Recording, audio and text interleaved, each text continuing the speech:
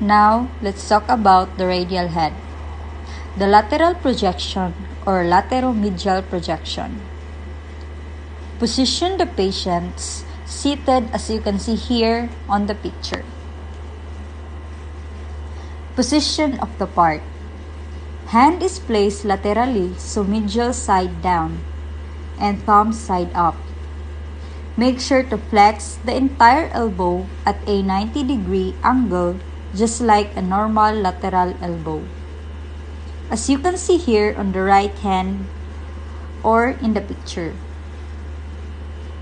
For the radial head projections, there's gonna be 4 different types of position, with each position rotating the radial head. So these positions are the lateral, supinated, pronated, and internal position. For the central ray of the lateral projection is perpendicular to the elbow joint, as you can see here. Remember to collimate the entire elbow, including the proximal radiation, ulna, and the distal humerus. The SID will be 40 inches, and remember to label correct. In this picture, lateral elbow, a radius with a hand at a lateral position. This is just a normal lateral elbow. We're visualizing the radial head. Make sure you put attention how the tuberosity is placed for each position. So, this is the tuberosity and this is the radial head. To clarify this picture here, this is the radial head and this is the tuberosity. The next position, this is a supinated position. Position of the part. Hand is placed on the lateral side or medial side down and thumb side up. Next, to make sure to laterally rotate the hand or supinate the hand as much as possible. And make sure the elbow is flexed at a 90-degree angle, as you can see here on the picture.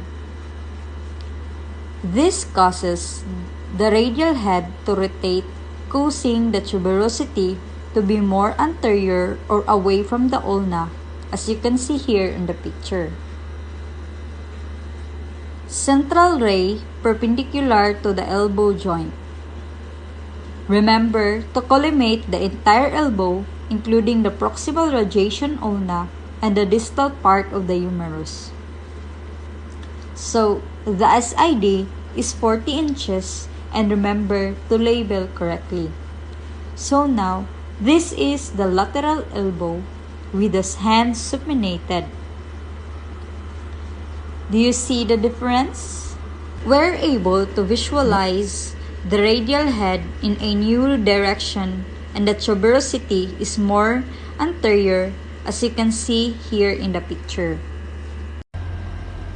This picture shows a lateral elbow projection that the tuberosity is placed for each position.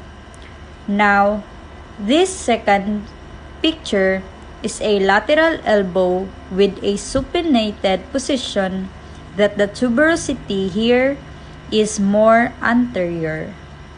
Next, the third one is the pronated position.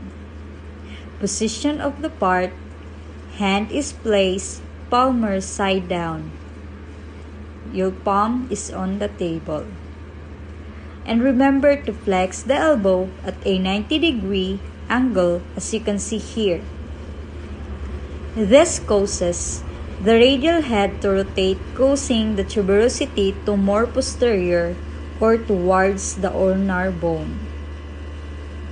The central ray of the pronated position is perpendicular to the elbow joint, as you can see here. And remember to collimate the entire elbow, including the proximal radius ulna and the distal humerus. Again, the SID is 40 inches.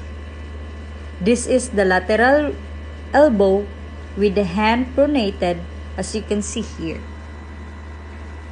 We're able to visualize the different part of the radial head, and the tuberosity is more posterior. The final one, the internal rotation. Position of the part, the hand is placed on the lateral side down or the thumb side down. So this is an extreme internal rotation of the forearm. Make sure that the elbow is always at a 90-degree angle, just like before, as you can see here on the patient. This causes the radial head to rotate, causing the tuberosity to be even more posterior towards the ulnar bone. Also, the radial head is free from superimposition from the coronoid process. Central ray is perpendicular to the elbow joint, as you can see here on the picture. Remember to collimate the entire elbow, including the proximal radius, ulna, and the distal humerus. SID is always 40 inches. And this projection, we're able to see the entire radius neck and the tuberosity. As you can see here on the picture, the coronoid process and the head is free from the superimposition. The tuberosity is more posterior towards the ulnar bone. The radial head, axial-lateral projection, the Coyle method.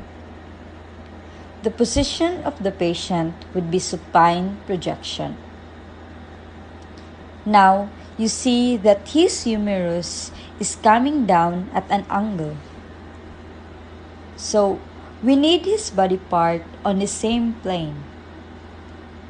So here, we're gonna use this to be his humerus on the same plane. So next, we're gonna do is to put his IR in between his body and flex the elbow to a 90-degree angle. So, I'm going to angle my tube toward the shoulder. So, we imagine that this is the tube.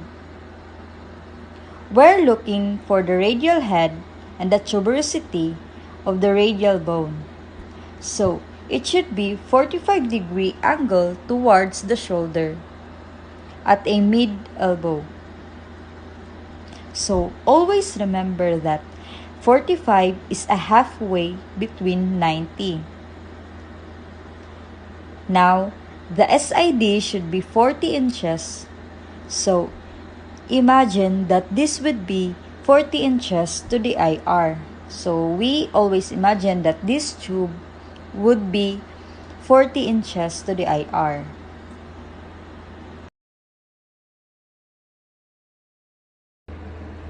Now, here's a normal lateral projection of the elbow, while this is the Coyle method.